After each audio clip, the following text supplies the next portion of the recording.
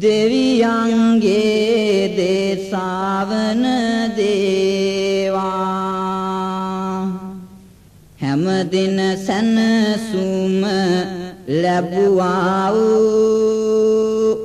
දහම් අසන්නට සිත් දේවා යෝයිමස්මින් ධම්ම විනයේ අප්‍රමත්තෝ විහෙසති පහාය ජාති සංසාරං දුක්ඛසන්තං කරිස්සති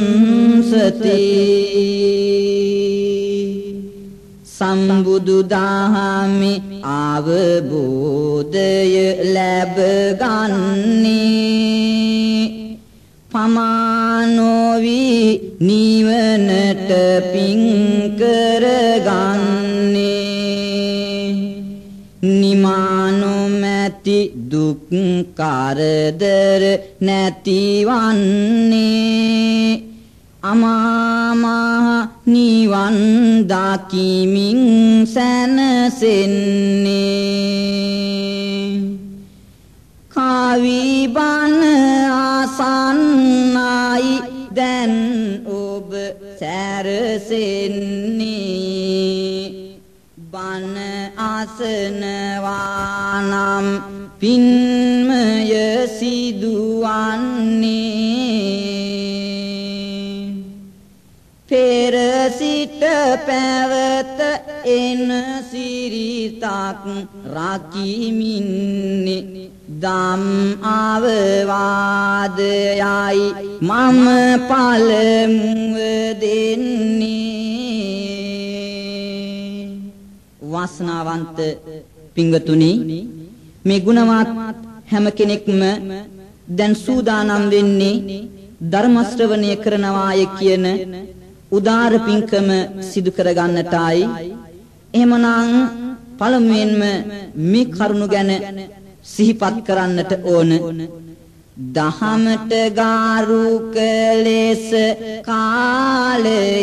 ගෙවනු මැන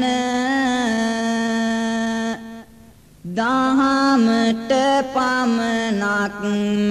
සිත යොමු කරනු මැන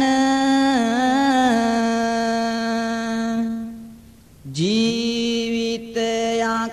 තනා ගැනුමට සුවය දෙන තුන් සිත පහදවාගෙන බණ අසනු මැන සිහිපත් කරන්නට ඉපදෙන භවෙන් භවේ කුසලක් නැති වුනොත් හැමදාම දුකින් තැවේ බන්න